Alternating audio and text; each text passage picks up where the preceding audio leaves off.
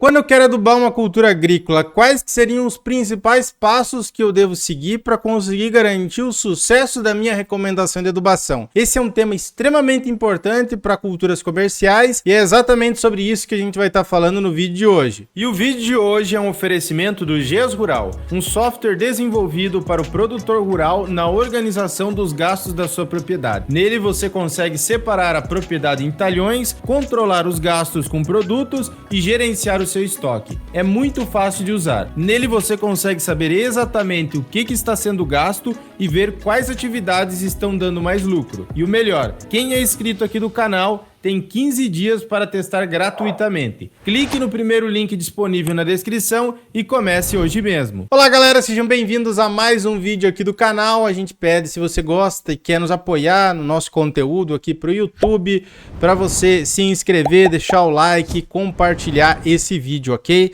Então, um vídeo bastante interessante, serve tanto para produtores rurais como também para profissionais da área e estudantes. Me acompanhe até o final porque tem bastante conteúdo. Primeiro de tudo, por quais motivos é importante adubar corretamente? Existem alguns principais. Primeiro, para culturas comerciais. Jonathan, por que você tá falando isso? Porque às vezes algumas pessoas me assistem, né, e estão trabalhando com uma horta. E eu falo, pessoal, se é uma horta, um negócio de lazer para casa e tal, se trabalhando com estercos ali, com pequenas doses de fertilizantes, tá tudo certo.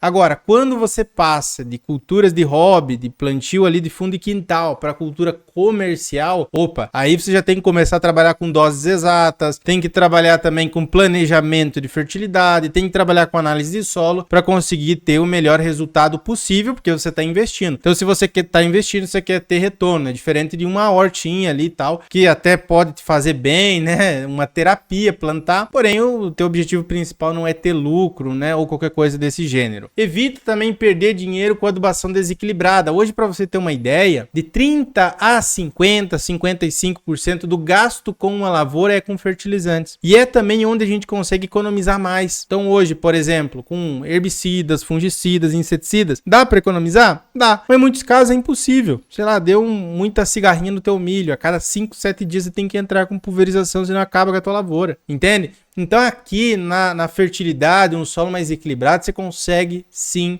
saber exatamente qual que é a dose que você precisa colocar, o que você precisa colocar, economizando ali muitas vezes no teu gasto total com uma lavoura, também na faixa de 30%, 40%, dependendo do caso, e em muitos também situações você consegue aumentar a produtividade. Muitas pessoas acabam complicando o que deve ser relativamente simples. Eu vou mostrar para vocês. Então, o que acontece hoje com a internet? Eu não sou contra, porém nós temos um excesso de informação que acaba confundindo o engenheiro agrônomo, o profissional que vai atender o produtor, que acaba confundindo um produtor também. Porque ele vai numa palestra de cooperativa, ele ouve que é importante o manganês por causa disso, disso e disso. Sai daquela palestra, vai para uma outra que diz que o boro é importante por causa disso, disso e disso. E aí ele acaba ficando tão confuso com esse excesso de informação que muitas vezes o solo dele estava precisando de algum manejo básico, como uma correção, uma utilização de calcário, e ele acaba negligenciando isso porque ele está olhando para o nível de boro, porque ele está olhando para o nível de um outro nutriente. Não digo que não seja importante, porém a gente deve ter algo sistematizado para conseguir ter o melhor resultado possível. E o que é isso, Jonathan? Sistematizado é uma sequência, um passo a passo. É isso que a gente utiliza aqui na nossa consultoria nos últimos anos e a gente está conseguindo excelentes resultados para diferentes culturas agrícolas, para diferentes tipos de solo também, porque é uma metodologia que é validada. Então nós temos 5 passos principais para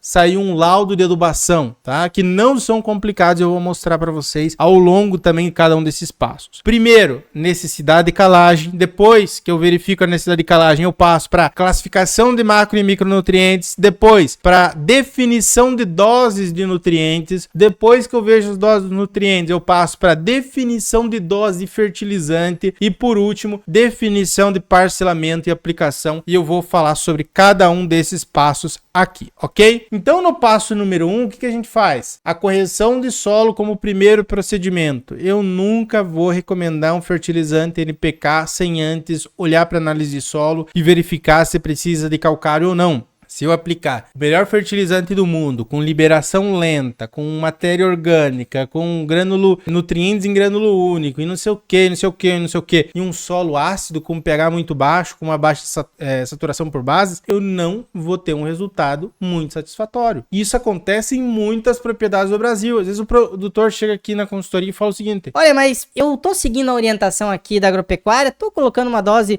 considerável de fertilizantes, porém eu não tô tendo resultado, parece que não funciona. Como que você pode me provar que funciona? E a gente vai dar uma olhada, ele tem uma saturação muito baixa, de 20%, 30%. O problema não era o adubo, o problema é que ele tem um solo ácido que precisa ser urgentemente corrigido. Então existem muitos solos extremamente ácidos e alguns parâmetros que a gente olha aqui são a saturação por base, então quanto de bases que eu tenho no meu solo. Se você não sabe o que é CTC, saturação por base, etc., entra aqui ou escreve no canal AgroBrasil CTC, AgroBrasil Interpretação e Análise de Solo, que você vai ver uma série de vídeos também nesse sentido. Então, primeiro, parâmetros como a saturação por bases, o pH, concentração de cálcio e magnésio e equilíbrio entre as bases. Então, a maior parte das culturas agrícolas, por que eu estou falando maior parte das culturas? Porque tem algumas que eu não vou precisar ter exatamente esse pH de 5,5 a 6. Culturas mais rústicas, né? O caso da mandioca, né? A mandioca não é tão sensível ao pH, nem à saturação. Agora, você pega lá um feijão, é muito mais sensível. Um tomate, um pimentão é muito mais sensível, né? Então é diferente. Uma cultura é diferente da outra. Então, geralmente, o pH ideal está entre 5,5 e 6 para se desenvolver adequadamente e uma saturação por base entre 70% e 80% da minha CTC. Então, olho lá na análise, saturação por bases tem que estar ali mais ou menos nessa faixa, ok? É muito importante que observe isso. Então, solo corrigido, nós temos mais disponibilidade de nutrientes, né? E menor presença de alumínio tóxico para as plantas. Quando eu tenho um pH abaixo de 5,5, você tem a presença, né? Uma presença alta de alumínio 3+, que é tóxico. Ele não deixa a planta dividir células, então prejudica a divisão celular, crescimento de raiz, é bastante prejudicial para o sistema radicular. A partir do momento que eu faço uma calagem, esse alumínio 3+, tóxico, ele se torna um hidróxido de alumínio em reação com o pH, aliás, em reação com o calcário, e ele não é mais tóxico. Ele não é mais problema para a planta. Quando ele está num pH adequado, eu tenho a máxima disponibilidade dos nutrientes, ok? Então isso é bastante benéfico. Porém, um pH alcalino também ele tende a ser prejudicial. Trouxe para vocês já as semanas passadas, né? É um caso de um produtor de goiaba que ele estava com pH em 8,3, né? Então assim, extremamente alcalino. Muito cálcio também que estava travando a área dele de goiaba. Então o excesso também é prejudicial. Mas a falta é prejudicial. É muito mais fácil de você contornar um solo ácido com pouca base do que um solo alcalino. Isso é fato. Ponto número 2 aqui, nós precisamos classificar os macro e micronutrientes. Então, geralmente, você vai utilizar o que para fazer essa classificação? Um manual de adubação, um boletim técnico da cultura agrícola. Aí nós temos vários no Brasil. Tem o boletim 100 e 200 de São Paulo. Nós temos o manual de recomendação de adubação e calagem para o estado do Rio Grande do Sul e Santa Catarina, do Paraná, de Minas Gerais, né? Esses materiais mais atualizados, você vai pegar aqui e você vai dar uma olhada. Nesse caso, nós temos aqui, cortou um pedaço, mas é muito baixo, baixo, médio, alto e muito alto aqui, né? Com relação aos teores de fósforo, aqui no Paraná, a base, né, de classificação é a partir do método de extração de fósforo por MeLX1. Então, ele vai classificar segundo o teor de argila. Então, eu vou olhar no meu solo qual que é o teor de argila, qual cultura que eu queira estar trabalhando. Nessa tabela aqui é para cultura de grãos, se é cultura florestal, se é cultura olerícola. Essa classificação pode mudar um pouquinho, beleza? Pode mudar um pouquinho. Veja que a gente está sendo técnico aqui, mas é que é para uma agricultura comercial. E aí a gente pega essa classificação do teor de argila, vê qual que é o teor lá que está apontando na minha análise de solo e eu faço a classificação de como que está o fósforo, perfeito? E aí eu tenho a classificação, opa, ele está alto, ele está baixo, ele está médio. E aí depois a gente vem aqui para o ponto número 3, que é a definição de doses de nutrientes. Então as doses vão ser definidas a partir de boletins técnicos agronômicos. Então veja, no passo anterior a gente classificou teor de fósforo. Aqui a gente trouxe um exemplo para vocês, mas tem vários outros vídeos aqui no canal mostrando adubação para diversas culturas agrícolas, né? Pesquisa aí, recomendação de adubação, milho, AgroBrasil, batata doce AgroBrasil, maracujá AgroBrasil. Eu dou sugestões para vocês, né? Aí a gente fez essa classificação. Opa, o fósforo meu tá alto, o potássio tá baixo, o cálcio e o magnésio estão baixos. Depois a gente vem para definição de dose de nutrientes. Então as doses vão ser definidas a partir desses boletins técnicos, ou também com base na experiência de profissionais que estão recomendando. Aqui é muito comum, como a gente já trabalha há vários anos com isso, já tem um certo conhecimento de tipo de solo, de cultura, às vezes a gente não segue exatamente o que aquele manual está falando, porque aquilo é para você ter uma base, aquilo é algo mais simples assim, né? Eu posso às vezes majorar um pouco da dose, diminuir um pouco da dose, tudo com base na experiência que você tem, né? De conhecimento de extrator de solo, de dinâmica de nutriente, de interação entre os nutrientes. Então isso aqui é algo que não é extremamente enfático, né, definitivo. Não, você pode mudar as doses de acordo com essas coisas aqui também. É fundamental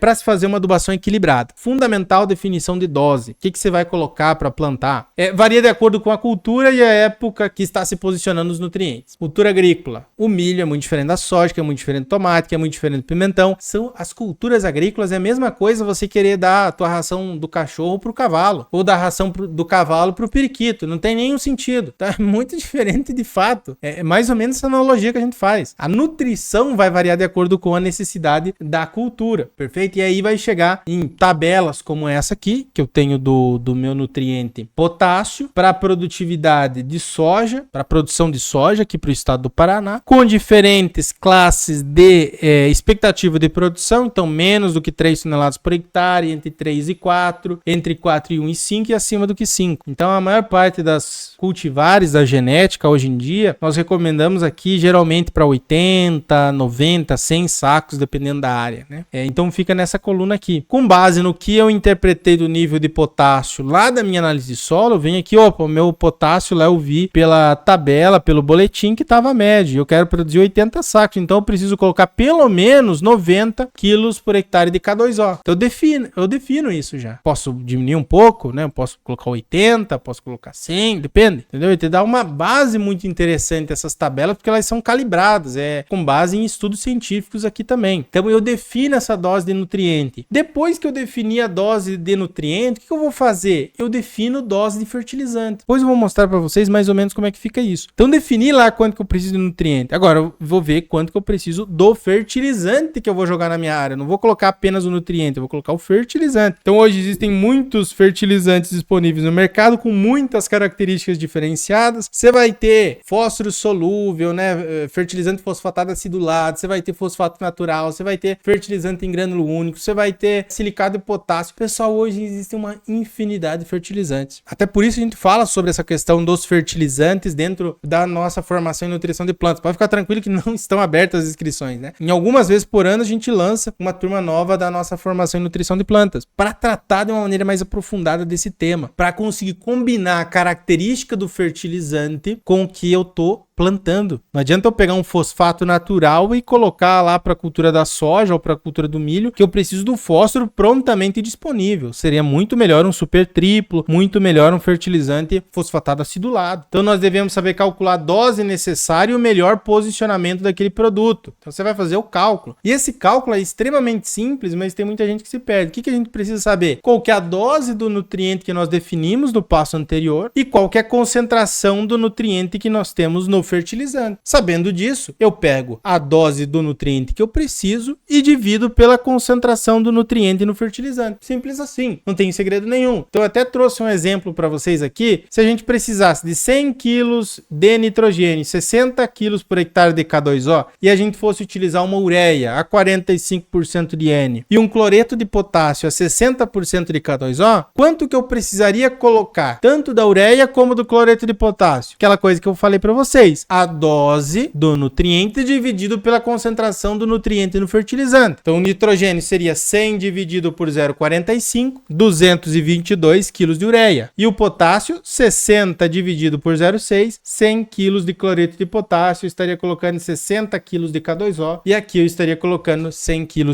de N. Simples assim. E o número 5 é a definição de parcelamento e aplicação. É bastante variável de acordo com as necessidades nutricionais da cultura agrícola. Outro caso, né? A soja tem um ciclo de 90 a 100 dias. Não precisa de nitrogênio. Então o que eu posso fazer? Simplificar essa adubação. Colocar apenas fertilizante na linha de semeadura. Se eu tiver um nível de potássio alto, não preciso mais parcelar nada. Só vou eventualmente colocar algum foliar à base de micronutriente ou algum foliar e fechou por aí. Agora vamos pegar um outro caso. Cultura da banana. Cultura da da banana, eu vou ter um ciclo ao longo de um ano de desenvolvimento. Então não posso colocar apenas em uma única vez lá. Eu tenho que fazer um parcelamento correto. 5, 6 vezes por ano, nas doses adequadas naquela época. Então, o fósforo no início do ciclo, parcelado em 2 vezes. O nitrogênio e potássio parcelado em 5, 6 vezes. Porque a banana está requerendo nitrogênio, potássio ao longo do ciclo. É importante para colocar os nutrientes no solo a época que a planta está mais precisando. Então é o seguinte, se a planta está mais precisando de nitrogênio, coloco mais N. Se está precisando de mais potássio, coloco mais potássio. E aí vai ficar dessa maneira a apresentação aqui, ó. Então eu tenho o adubo, fertilizante, quanto que eu vou colocar, aqui está em alqueire, porque tem alguns produtores que eles preferem que a gente coloque no laudo de adubação em alqueire, né? Então a gente já coloca aqui em um alqueire, você vai colocar o quê? Nessa relação, o esterco de frango, o 4,30,10, cloreto de potássio e ureia. Então nessas doses aqui, e a maneira que você vai fazer essa aplicação. Você vai fazer a aplicação todo no momento do plantio, na linha, no suco, na cova, a gente pode colocar muitas vezes aqui, ó, toda no momento do plantio. Ou não, eu vou colocar um pouco no plantio e um pouco eu vou colocar aos 30 dias. Depois eu divido essa dose de cobertura aos 30, 60 dias. Ou, caso